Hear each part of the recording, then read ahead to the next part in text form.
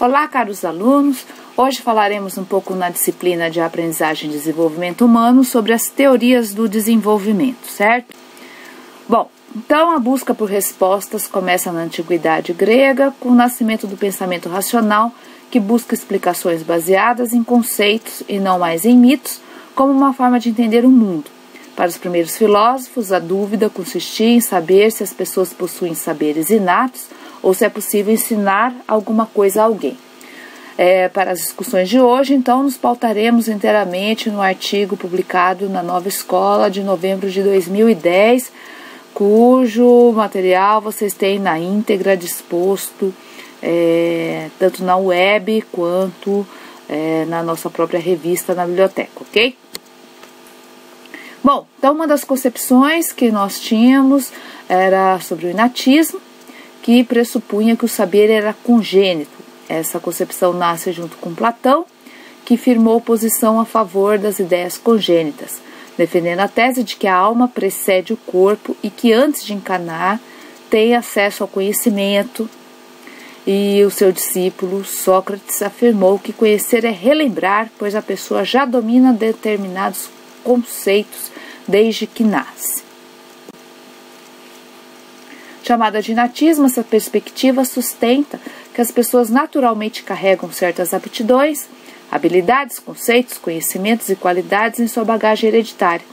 Tal concepção motivou um tipo de ensino que acredita que o educador deve interferir o mínimo possível, apenas trazendo o saber à consciência e organizando. Então, o inatismo defende que as pessoas nascem com saberes adormecidos, que precisam ser organizados para se tornar conhecimentos verdadeiros.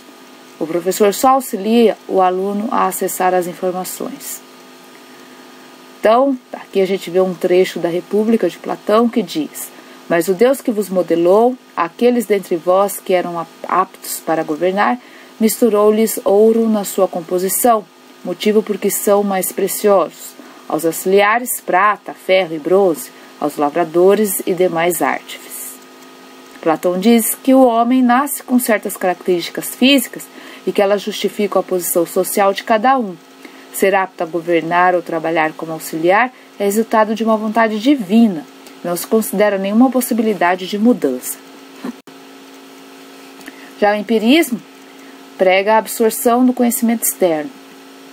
Nasce com Aristóteles, que apresentou uma perspectiva contrária de Platão. Segundo ele, embora as pessoas nasçam com capacidade de aprender, elas precisam de experiências ao longo da vida para que se desenvolvam. A fonte do conhecimento são as informações captadas do meio exterior pelos sentidos. Algumas implicações sobre a prática pedagógica são pautadas no ensino pela imitação na escola. As atividades são propostas para facilitar a memorização, como a repetição e a cópia. Segundo Clênio Lago, os empiristas acreditavam que as informações se transformam em conhecimento quando passam a fazer parte do hábito de uma pessoa. Absorvidos tal como uma esponja, retém líquido, os dados aprendidos são acumulados e fixados, e podem ser rearranjados quando outros conteúdos mais complexos aparecem. A mente humana é definida como uma tábula rasa, o espaço vazio a ser preenchido. A criança é comparada à água que pode ser canalizada na direção desejada.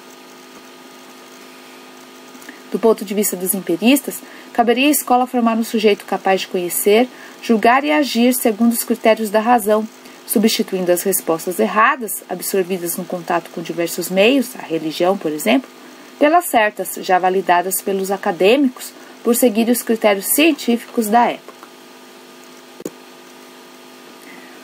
Então, sustenta que o conhecimento está na realidade exterior e é absorvido por nossos sentidos. O professor é quem detém o saber. O aprendizado é obtido por meio da cópia, seguida de memorização. No trecho do livro A Ética Nicômaco, as virtudes, portanto, não são geradas em nós nem através da natureza, nem contra a natureza. A natureza nos confere a capacidade de recebê-las e essa capacidade é aprimorada e amadurecida pelo hábito. O autor critica o inatismo, chamando a atenção para o fato de que não é a natureza responsável por nossos saberes. Para Aristóteles, os conhecimentos são absorvidos como resultado da prática, quando se tornam hábito. O construtivismo surge, então, como uma tentativa do meio. Com o inatismo e empirismo apontando para lados opostos, o século XX nasceu como uma tentativa de caminho do meio para explicar o aprendizado, a perspectiva construtivista. De acordo com essa linha, o sujeito tem potencialidades e características próprias, mas o meio não favorece esse desenvolvimento, fornecendo objetos e abrindo espaços e organizando suas ações, elas não se concretizam. A presença ativa do sujeito diante do conteúdo é essencial, portanto, não basta somente ter contato com o conhecimento para adquiri-lo. É preciso agir sobre o objeto e transformá-lo, como diz Piaget.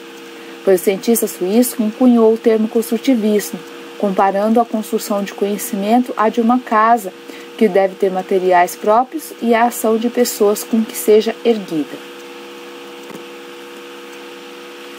Pela concepção construtivista, o professor deve criar contextos, conceber ações e desafiar os alunos para que a aprendizagem ocorra. O conhecimento não é incorporado diretamente pelo sujeito. Pressupõe uma atividade por parte de quem aprende que organize e integre os novos conhecimentos aos já existentes. Entre os mal-entendidos, um dos mais comuns é considerar que o professor construtivista não apresenta conteúdos nem orienta seus alunos. O professor que não ensina não é construtivista. Para que haja o avanço dos alunos, o docente precisa tomar muitas decisões, considerar as demandas da turma, propor questões e desafios e pensar formas de promover ações que gerem aprendizado. O educador deve dominar sua área e conhecer os processos pelos quais o aluno aprende os mais diferentes conteúdos. Ao pesquisar a maneira como a criança pensa, Piaget chamou a atenção para o papel da interação para explicar como o conhecimento se origina e se desenvolve. Por essa via, aproximou-se de pesquisadores como Vygotsky e Vallon.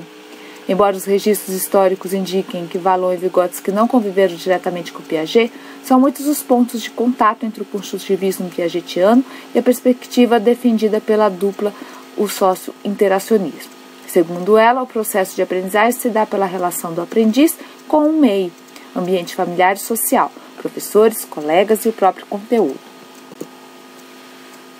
Então, no construtivismo, para resumir, estabelece que a capacidade de aprender é desenvolvida e construída nas ações do sujeito por meio do contato ativo com o conhecimento que é facilitado pelo professor.